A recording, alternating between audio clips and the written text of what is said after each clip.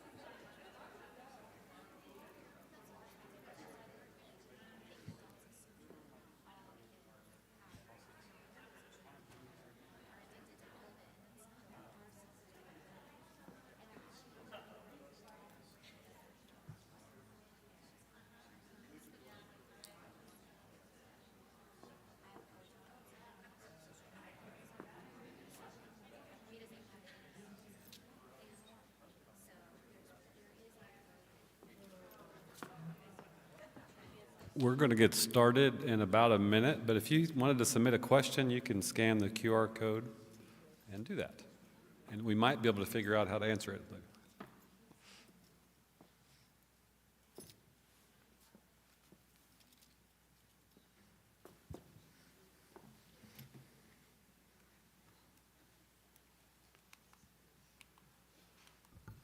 Okay, good evening. I have 7 o'clock, so we're going to jump in and get started. My name is Chuck McCauley, and I'm superintendent here at Bartlesville Schools.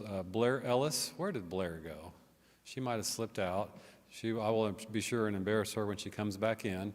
Blair is the executive director of the Public School Foundation, and we're putting on this parent resource session. We're just trying to help. And this session, and we plan to be in here for an hour. I appreciate your guys' time. I know everyone has other things they can be doing. So Blair and I have been talking about this for months. And we thought all that we want to do, there's Blair Ellis right there. She's executive director of our foundation. And we have been talking about this for a long time. I say a long time, really since last summer. It's been a hot topic for us. And just trying to share strategies, because all that we want to do is help. We all live in a world, we're living in this world with cell phones and social media. And this book in particular, The Anxious Generation, this is something that was recommended to me at the beginning of last summer. I read it, and it really had a profound impact on me. I felt like we wasn't sure what all the answers were, but we know that we could do better. But I felt like it was going to take all of us to do better. All of our administrators have read this book in the district. All of our school board members, we've had it on our board agenda for about 6 or 7 months. And we've been talking with various groups about it. There's been a couple local book studies that have happened about it. And so really just trying to share information. And the book itself, really basically what it does, it just has some data that supports what we all see that probably wouldn't surprise anybody in the room. But it's something that definitely points some things out in black and white. The impact that it's having on all of us in terms of everyone losing the ability to be present, and that's the issue that we're dealing with. Our panel here today, we've got a great panel that's volunteered their time. Judge Russell Vaclaw. We have 2 students, junior Jackson Miller and senior Emma Matke. In the middle is Kristen Flick, and Kristen's one of our star teachers, a former district teacher of the year, and she also has one at the high school, one at the middle school, and one at the elementary level. Real involved with K-Life, and her husband coaches for us, so real involved. This is something she's really passionate about as well. And then Dr. Helen Bumpus, a pediatrician for us. So before I ramble any further, I'd like to show you this. This is a little less than a 3-minute video. This is a pretty good overview of the topic.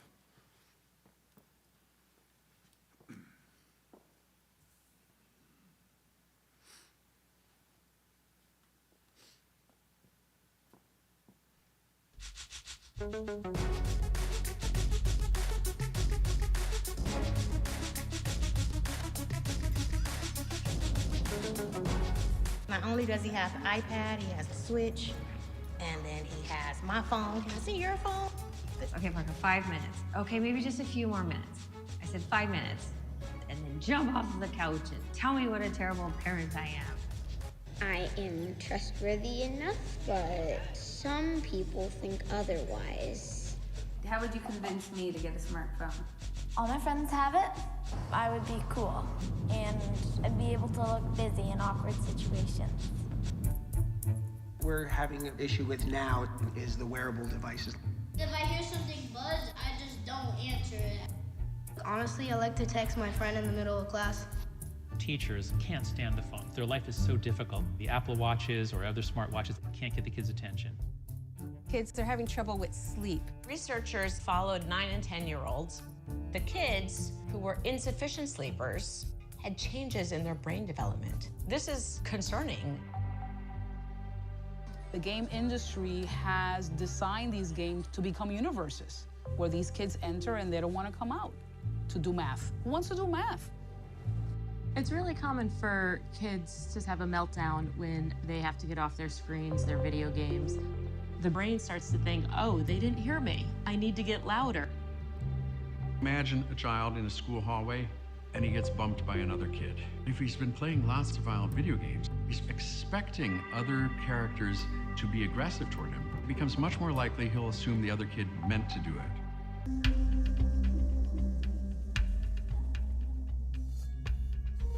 When teens move their social lives onto social media, the rates of anxiety and depression go up very quickly. It's the future, it's too late, I'm addicted. I hear this. No, it's not too late. The parent group of the friends that my kids have, we support one another. I just text, hey, we'll have this play date, but please don't bring any iPad or devices. I tell the parents, if you need it for communication and texting, buy a real basic, simple phone.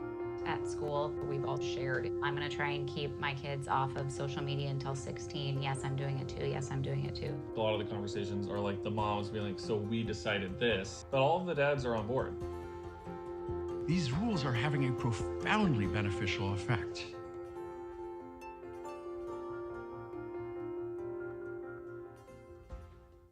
It's addicting, but there's no downside.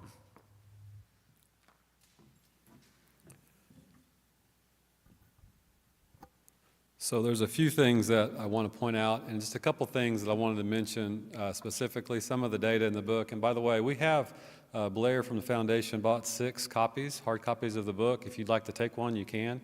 If you would just bring it back up to the service center when you're finished reading it, you're welcome to do so as well. But a couple of things that really spoke to me when I read the book, and one was a couple of data points. He talked about the level of anxiety and that impact on our kids. And a couple things were, one, the rate of self-harm, that the number that has increased from 2010 to 2020, it's more than tripled. And then also, our college-age students, the survey that was done in 2023, about a year and a half ago, and there was 2/3 of our college-age kids, they feel anxiety, they feel anxious half the time. And so thinking about them growing up with a, because phones have changed, obviously. Think about the first phone that you had and what the capabilities of what it can do then and then what it can do now. And then a couple other things that really spoke to me was concerns were about our girls. And thinking about that, body image problems, thinking about how what they look at the most often, generally speaking, is like Instagram, posting pictures. With the invent of the selfies in 2010, with the smartphone, that forward-facing camera, and people posting pictures all the time. And those pictures they've been audited, they've been edited, they're not real. That's not what people really look like. And it's one thing if you're an adult and you know that, but it's another thing if you are a 13 or 14-year-old young lady and that's all that you're seeing, that's going to can create some issues for you as well.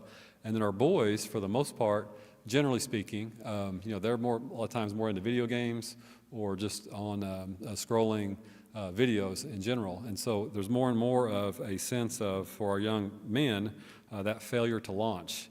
I can stay in my basement and, people bring food to me and I can even work here in terms of not being able to engage in the real world. And that's not healthy for any of us. So a couple of things that he mentions, a couple of things in the book, a few things I want to hit on, some 4 foundational of the phone-based childhood, some issues is social deprivation, and that means, the things that you're missing out on by being tied to your phone, by just constantly scrolling.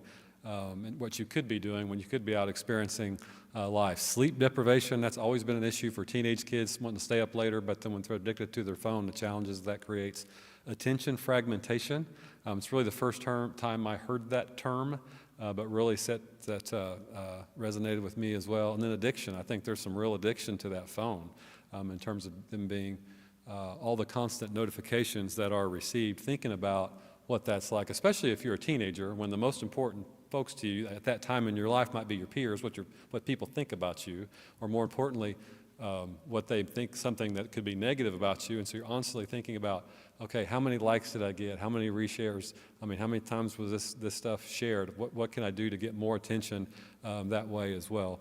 And also wanted to point out that this session is going to be on Bruin TV on YouTube, so it will be streamed later if you would like to share it with others. The book does have some key recommendations that I think make sense. One is no smartphones before high school. Second one is no social media before you're 16. Third is phone-free schools. And then fourth is just more unsupervised play. In other words, not hopefully where you can just get out and play more as opposed to being so tied to your phone or in terms of that internet world that so often that kids want to spend their time in. It's hard to compete with, you know, if you look at that, because you think about those engineers when they divide that their whole intent is to get you to continue to scroll. And it's easy to go down rabbit holes, and so as an adult. So obviously that can be a real challenge for our kids. So I have introduced our panelists now. I'm going to shut up for a minute and let them talk. And really what they're going to talk about, just kind of some things from their perspective on what they're seeing in terms of how kids are using technologies, what impacts they're seeing, and also if they have any recommendations for parents. They'll have a little bit different perspective. But I think we'll start down on the end with Judge Vaclaw, and we'll just kind of go down from there. First of all, thank you all for being here. When I've done these types of things before with the parents, I always say the same thing, that the problem is it's not you all because you're here. Unfortunately, it's the ones who aren't here that need to hear this message, because I would argue that probably the people here know what's going on. So why am I up here? Because I have had these cases flow into my courtroom by way of protective orders between teenagers, and it's been over the use of social media, texting, and it's changed. Since I did those, I started doing the protective orders back in 2008. And you can imagine the change in what has happened, that went from notes being left to videos being posted. And it's awful, it's ugly, it's mean. And what Superintendent just said resonates with me, because your social media page is like a billboard. It's there for as many people as possible to see. You want as many people as possible to see. And the problem is that it gets used and abused in ways where someone feels threatened or harmed, and then they end up in my courtroom asking for a protective order. But what I learned from this book, and I did read the book, and I strongly encourage everyone to read it, because it is, I think we all knew the outcome, which didn't know how to justify what was going on, or why these things are happening, and maybe why we need to make some changes.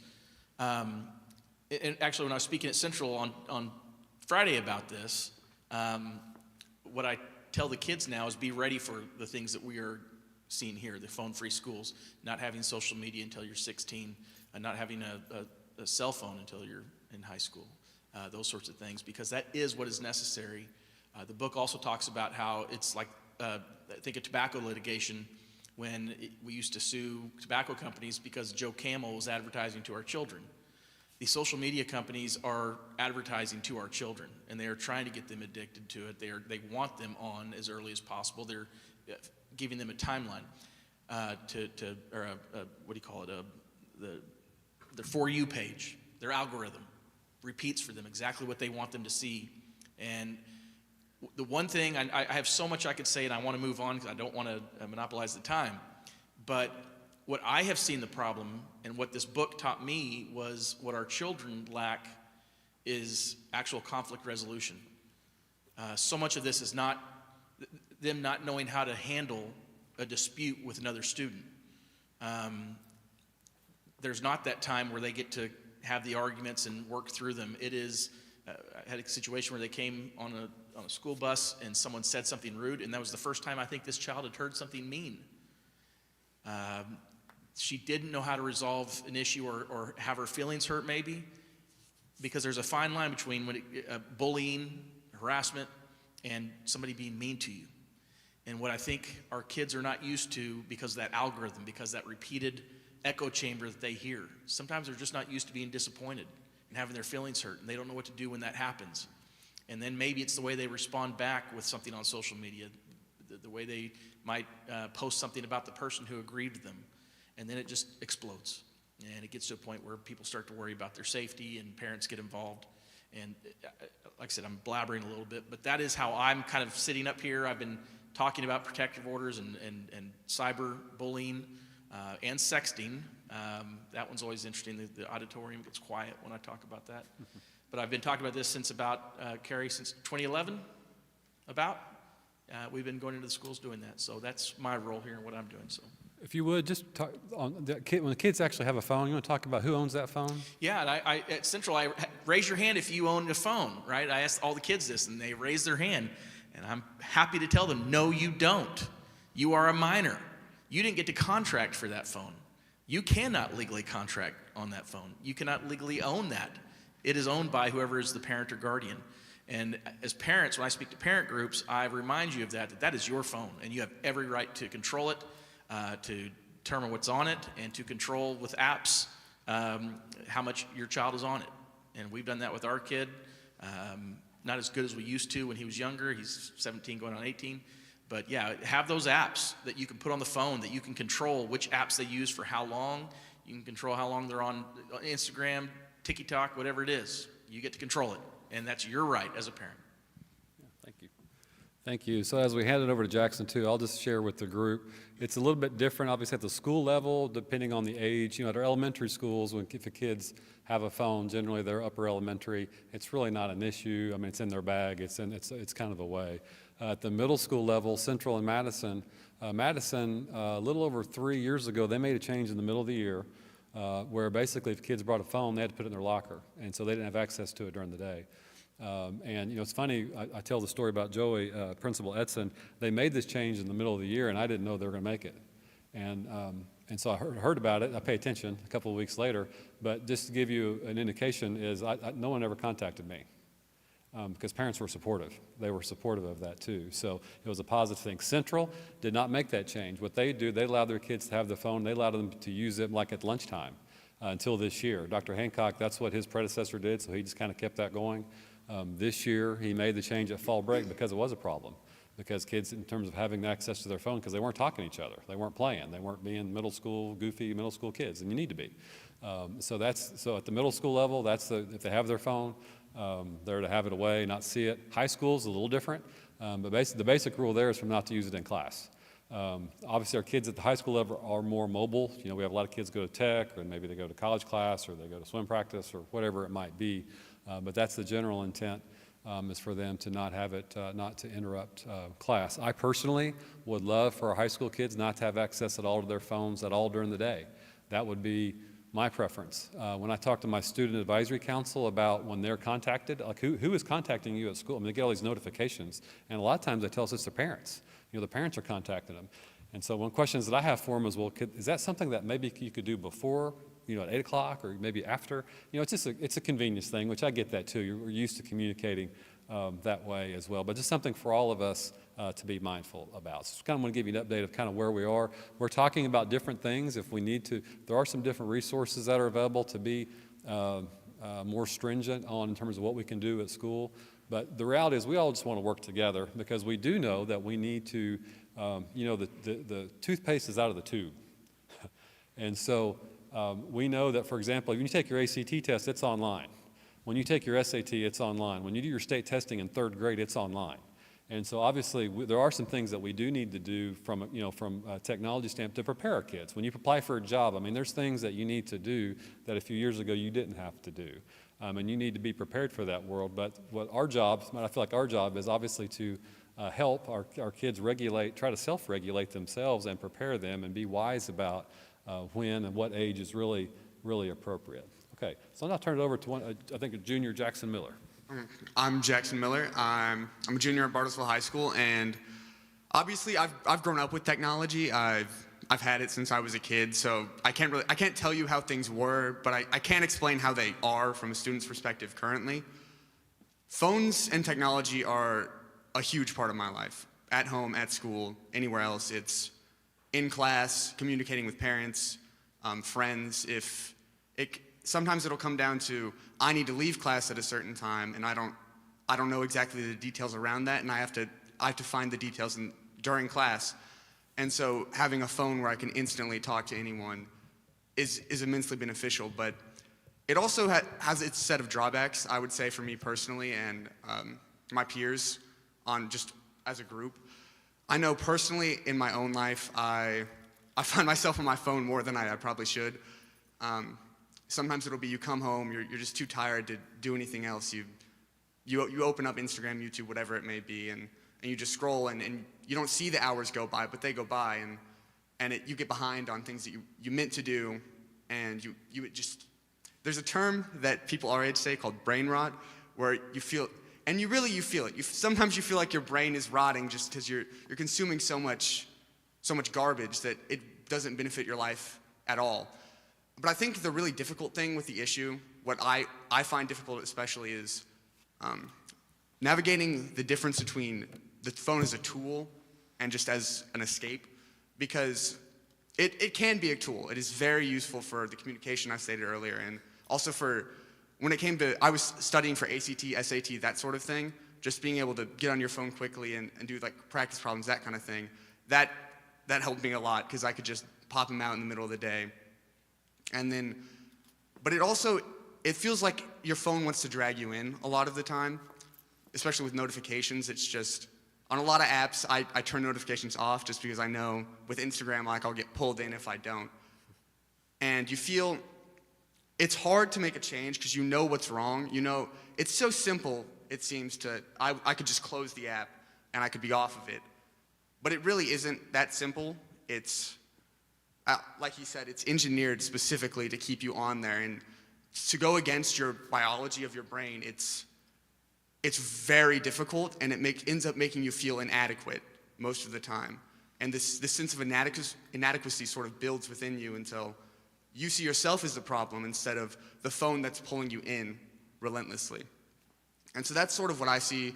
I see in class people who do not use their phones as tools a good portion of the time. People who just scroll, and that's in AP classes, honors classes. I couldn't tell you what it's like below there, because that was a really poor phrase. But there are places where people don't want to be at school, and if they have an instant portal in their pocket to be anywhere else, they're going to make that choice. 100% of the time, they will make that choice, and it's sort of scary that you can just do that. And I don't know what the solution is. I think it's a very difficult issue, but that's sort of my thoughts on it. Jackson, that was great feedback, and I know as we hand to Ms. Flick, but just to share, in case people didn't know, I think our students were surprised when I told our advisory council, we actually have a phone, an actual phone, in every classroom. So like it would be possible, we have secretaries that are there at the office that you could call and we could take a message and bring that to the kid. I mean, just like a lot of us did when we were in school. Some of our students were surprised to know that. So there are ways that can be contacted where that can be done without necessarily having that tied to your hip. Ms. Flick. Hi, I'm Kristen Flick. I am a teacher here in town. I think this is my 21st year here to teach in Bartlesville, and I've taught all ages from pre-K now up to 6th grade. Never, ever thought I would teach in middle school, but here I am, and it's super fun. They're really not that different than pre-K kids, so.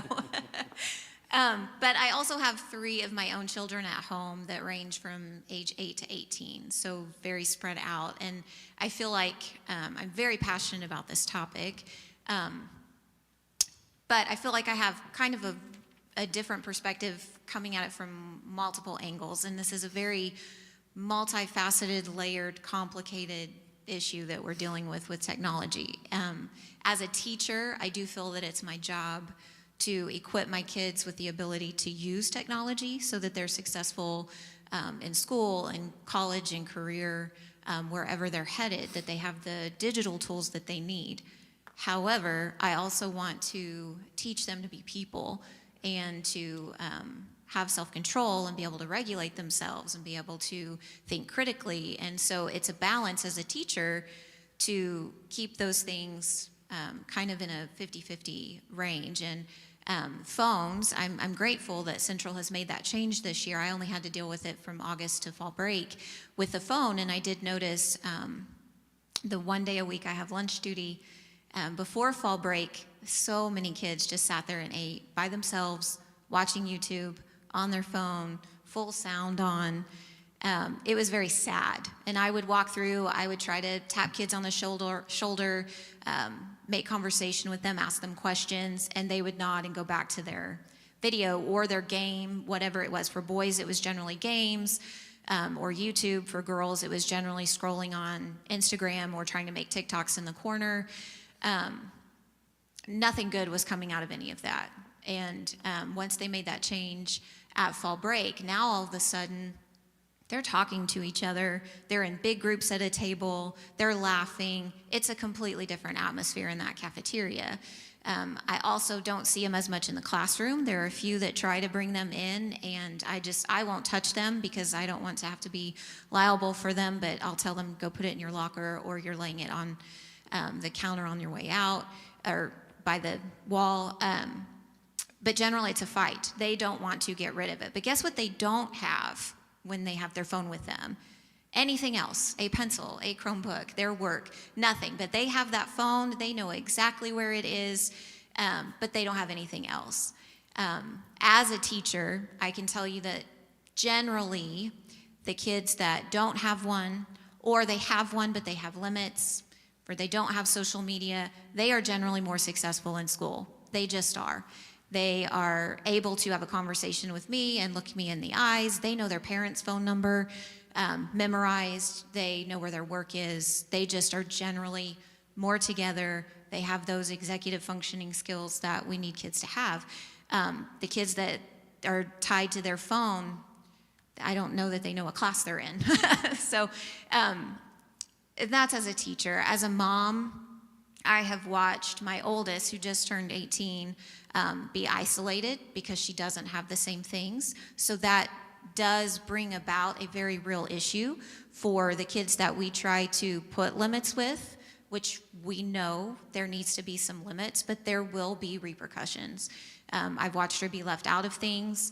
From 6th grade on, she begged for Snapchat. It was a hard no in our house. Well, she's 18 now. She has Snapchat, and it's not a big deal.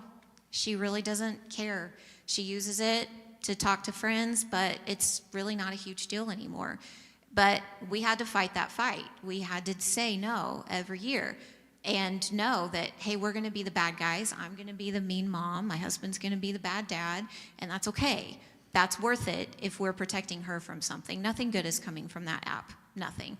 And if there's a coach or a teacher saying we're only going to use Snapchat, no, that's not okay, and you as the parent have the right to speak up. I've watched my son have friends who are, dealing with pictures and videos and girls texting and things like that, and he's not interested in social media. Thank the Lord. He's got friends that are kind of all on the same page about this. They're just not interested in that. So far, it's not been too much of a fight with him about it. But I have seen a different, little bit of a different perspective from, our technology companies that deal with these phones. They want your kids addicted. They want your kids looking at things they shouldn't be looking at and going to sites they shouldn't be going to. And I can look at my teenage son's phone, even as something as simple as the App Store, and type in girls on his phone and get completely different app recommendations than I would on mine as a 44-year-old woman. I'm going to get fashion things and hair things, apps and nails, and it's going to assume I'm a mom, and it's going to have little girl things on there, not my teenage son. So you need to just assume that this phone is out to get your kids, because it is. It is out to get them addicted, get them to not be able to put it down, because that's how they make their money. So I got a little passionate about that, because as a mom, it is my job to protect them. It's my job to raise them. I'm about to release them into the world to be hopefully amazing human beings, and I really don't want them walking around addicted to this thing. So Thank you. Kristen, would you share, I've heard you that same story. Yeah. But like on your son's phone, what comes up when you typed in girls? Well, it's sadly, I didn't know how much detail to go into, but it's live video chats. And it will be real girls in real underwear dancing around on the screen, it's a video app, trying to get you to download the app so you can talk to strangers via video, or AI, which is now a whole different thing we're dealing with. You can chat with AI characters that are not saying good things to our kids. And it was absolutely appalling to me when I pulled up both phones side by side, typed the same word in the search bar, and had completely different outcomes. Showed me, okay, this is not innocent. These phones are not innocent. They are made to be this way. Thank you. Judge Fackel? If I could, real quick. If you have an adult asking your child to use Snapchat, that is a red flag. Snapchat is a problem. It's a problem on a lot of fronts because the information dissolves.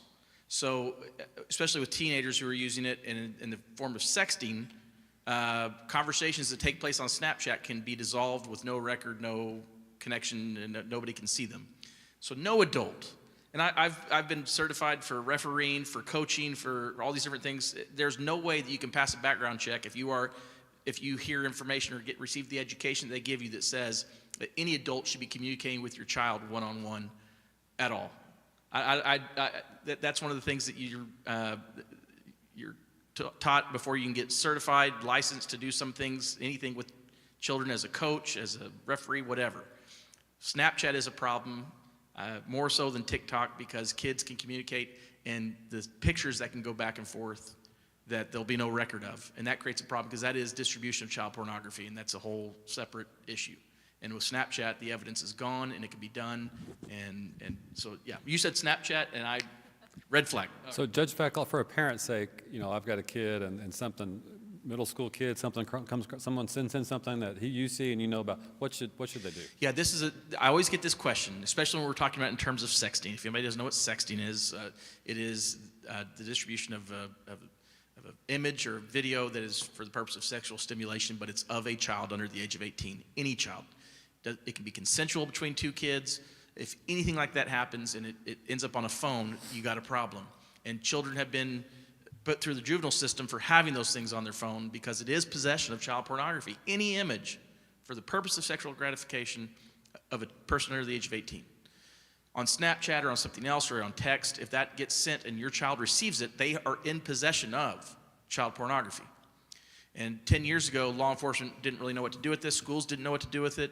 But it has become an issue where children have been, in different jurisdictions, have been held criminally responsible for that. So what do you do when it's on your child's phone? And that is the most frustrating thing because you want to delete it, but by deleting it, it may not fix the problem. So many kids have been, had knocks on their door from law enforcement because somebody else's phone had that image, and then they can see who all it was sent to, and then they're showing up at your house saying, we believe you had an image sent to you. It can be done through search warrants or just the police asking, let us see your phone. But you can see everybody who received it. And so if you just delete it, that's the smart thing, and I think we all have that instinct. But if that's coming to your child and you see it, I think the only thing to do is to call law enforcement and just say, hey, we did not want this. This came to us. I know it's a little bit of a tattletale. It's a snitch, whatever you want to call it. But and if it's on your iCloud, gosh, we're not even getting into that. If it's on your cloud and you have a family iCloud plan, you have it on your phone. So it's a problem. And so I say, I know the instinct is to delete it, but I don't know that that is the best option because what you need to do is say, I'm going to delete it, but officer, here it is. Can you take a record of this because I don't want anything to do with it and we want to get it cleared from the cloud. One additional thing, I'm so sorry. It's still on there. Even when you delete it, there's still a record of it happening. And any possession can be 5 seconds. It doesn't have to be still on there. You had it. So it's a really tricky issue. I don't think you need to call the police every single time it happens, I suppose, but I don't know what else to do, and I don't know that I have a good answer other than you've got an issue there that I think you need to call and just at least make a report, say we didn't want this, we didn't intend for it, and let law enforcement take it from there. They can swipe it off your phone after they have a chance to record it, so. Sure. As we're handing it down to Emma, I know we're hearing from Emma, and yes, here, we've got a couple more to hear from as well, and Dr. Bumpus. I had a couple of questions for parents. I'm going to let you guys look at that as they're talking. Okay, go ahead, Emma. Okay, like I said, my name is Emma Mackey. I'm a senior here at the high school, and let's just say I didn't have as much technology growing up. My mom had similar values as Ms. Flick does. She saw the impact it did on kids. She's also a teacher, by the way, but besides the point, she saw the impact it had even on herself. I truly didn't get my first phone until I was in 6th grade, and I didn't have any social media on it. I think when just about until I think it was 17. I got it when I was 17, and that's because I got to the stage in my life where I didn't want it anymore, because around, even in middle school, they started getting it. Believe me, I felt the peer pressure from everyone, but I just wanted to be like everyone else. All kids throughout their educational path will go through that. They will feel that peer pressure, and they just want to feel normal. And the thing is, like, they're just going to feel like that. So this is why it's so imperative for them to discover who they are as a person and not sit in comparison with others, because one thing I've learned, especially all throughout my life, is that there can be no growth, good, positive growth, with sitting in comparison with another person next to you. You can't be your true, authentic self by judging and comparing yourself to others. And I didn't grow up with it in my household. I was limited. My mom put like locks on my phone with even games. She found all ways to do that. And the reason is because she knew what it could do, and she didn't want to put that out there to damage me. It truthfully can act as almost a drug, and it can be where like you can't even live. And it just puts like your child or someone you care about in just so much danger. And the thing is, it's inescapable. It's like, even in my generation now, like kids who have it, they have it when they're in school, they have it when they're at home. That's why all of those numbers went up, from all of the suicides, all the anxiety, all the depression. That's why all of that went up, and it's because it's inescapable in my generation. And the numbers are just going to keep going up, and it's going to be slowly killing our society, to be honest. And that's why it's so important to know this now, and why we need to respect the decisions of our school system and everything else, because that's there to help save your kids, to be honest. And I know that because I lived it. I lived not having it.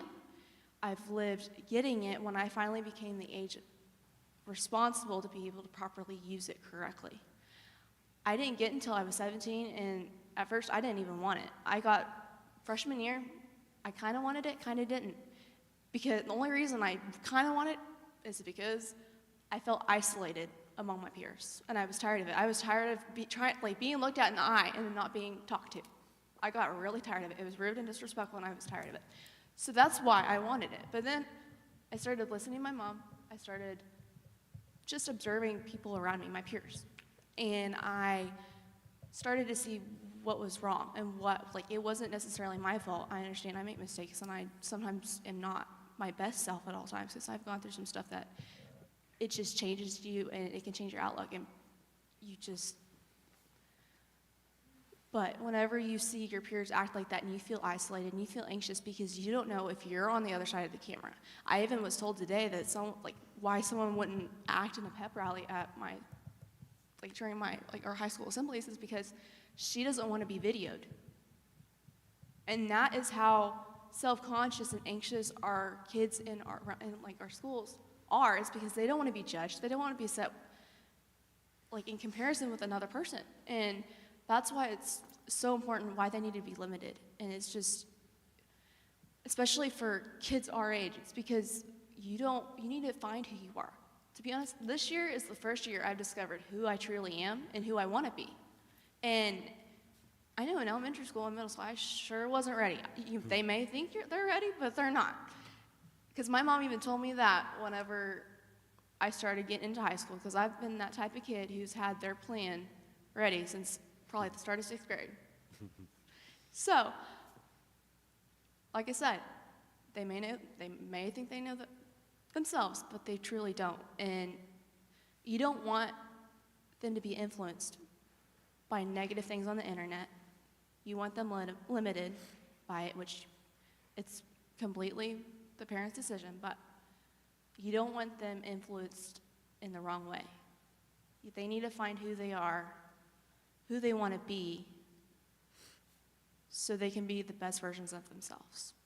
And that's how our society will grow to be better. And it's because I think naturally as people we want to be better, but if we sit in comparison and thinking that we're not good enough, or if we can't do something as good as this person, or if we can't do it. Oh, that's too hard, that's for smart people, or that's, I just don't like that group of people. It's like you don't want to have them lose out on the opportunities at their fingertips from being glued to their phone. Because nothing's going to change on there. They're just probably going to keep either getting bigger or they're going to keep getting smarter. And I think in my generation, we've lost how it is to think. We don't know how to think. They don't know how to think without their phone right in front of them. They don't know how to think if they have like a computer in front of them. They don't know how to think for themselves. They don't know how to critically think how others might feel by their words. They don't understand it without something right there. Because I even remember in elementary school, I remember taking my 3rd, 4th, and 5th grade state tests on paper. And that could be why I'm so glued to paper. I was always raised I was always a pencil paper girl, but that's still why I'm like kind of against computers and such. But I think it's because I was guarded and saved from not having. I discovered myself before I got it. I use it as something for myself to record my memories, for like just talking to people across the state, because I've met people from across the state, they're friends that I'll have for a lifetime, and I can't imagine not having it like on them with them, but it doesn't mean I have to be glued to my phone 24/7. So that's just something to think about. Don't let your kid feel isolated, but at the same time, let them find who they are, and don't be the reason someone feels isolated either. Be considerate of the others around you at the same time. Consider yourself too. Thank you, Emma. Okay, Dr. Bumpus.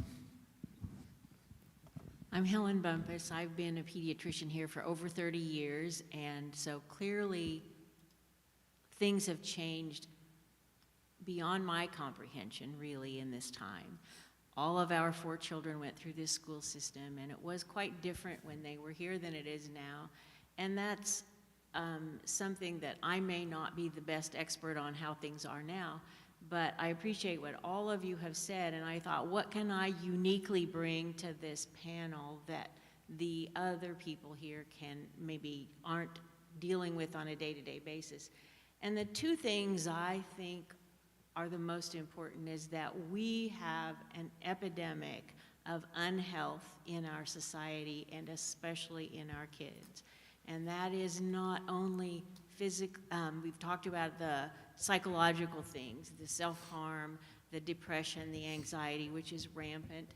And I will tell you that many days I come home from work saying, I now run a psychiatric practice, not a pediatric practice, because I'm dealing with so many things that I quite honestly wasn't even trained to deal with. Medications I should not be having to prescribe.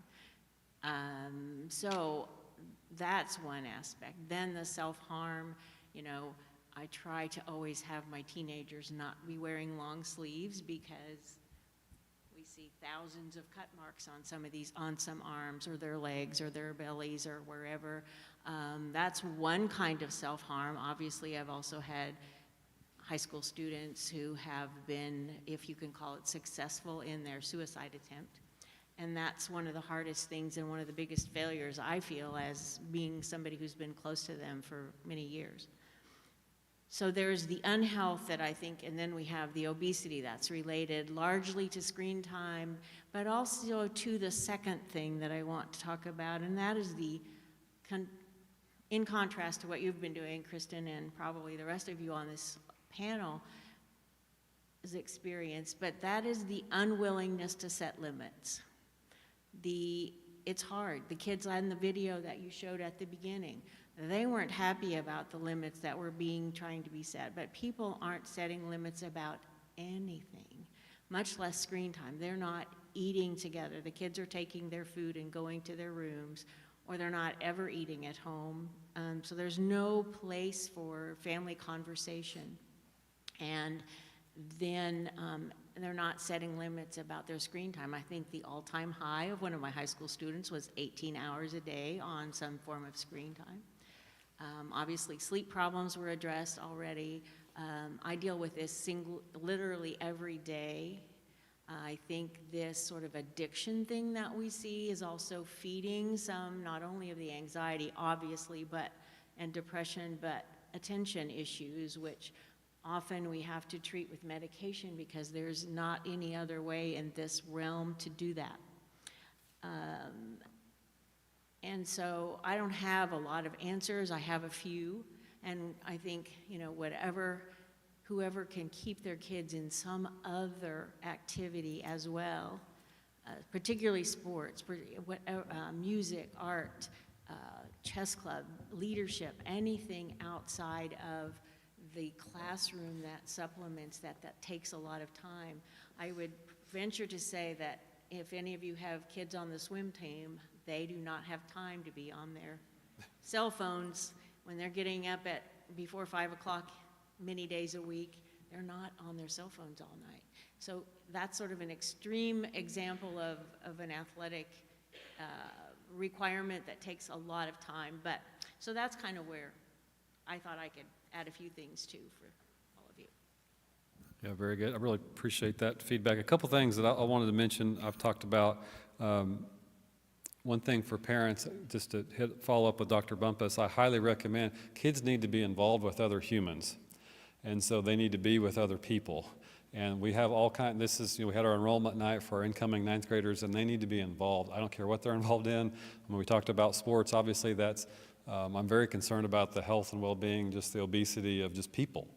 So it's important for them to be active. But even if they're just to be on the team, it's okay. Not everybody gets to be the quarterback, or not everybody gets to play. I mean, just to be there every day and to be able to deal with others and deal with a coach and have some expectations for you. These fine arts programs that we have, or ag, or whatever the activity might be, to be involved. Because think about if they're not involved, then that frees up some more time for them to be.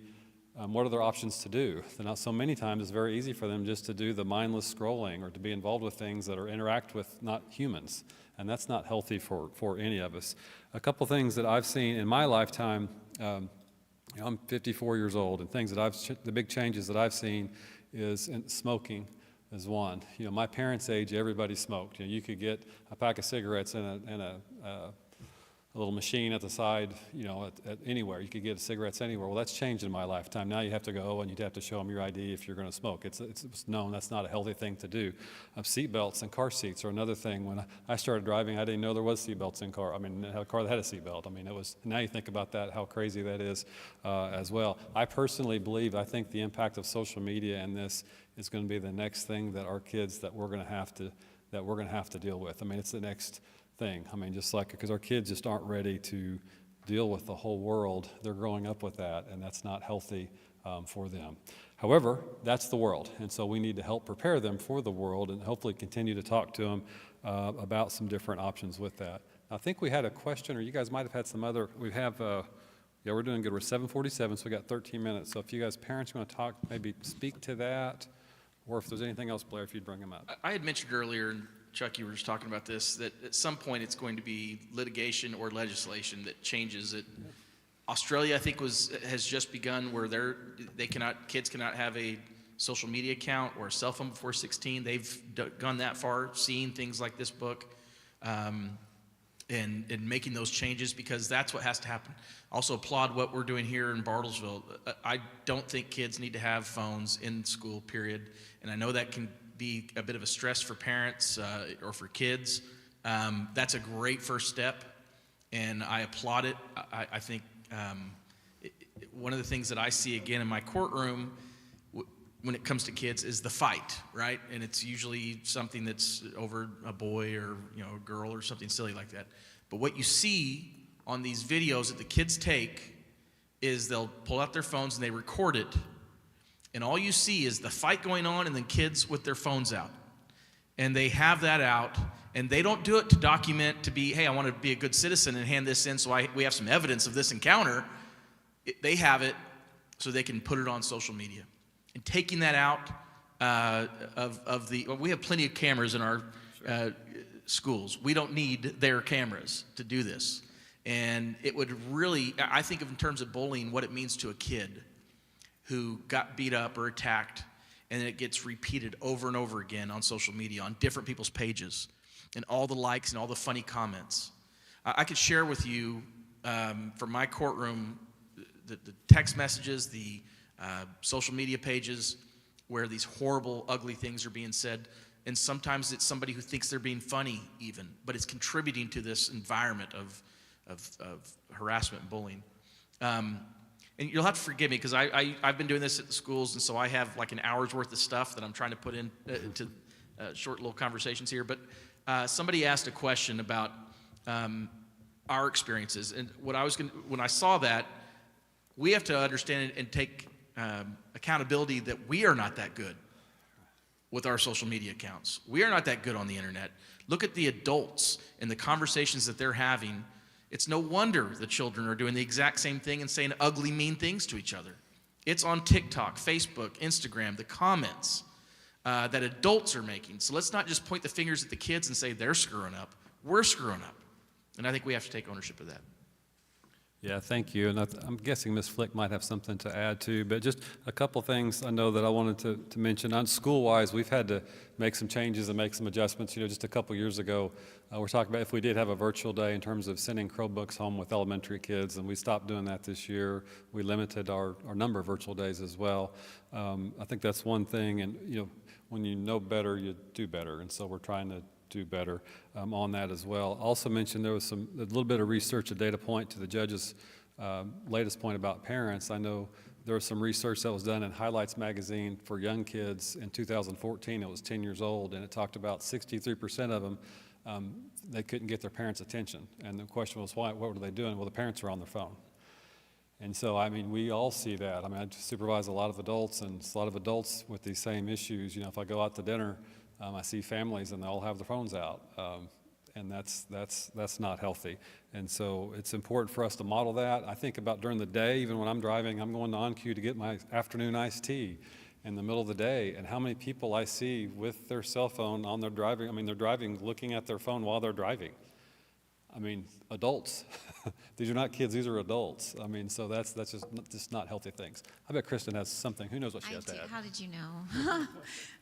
One of the questions that's on this page is, are we having conversations with students in schools about these issues? I can't speak for all the schools. I would really like to think that we all are. As a teacher, I know so many teachers that feel the way I do about this, that we're all aligned pretty much in this topic, and I know they're having conversations with their students.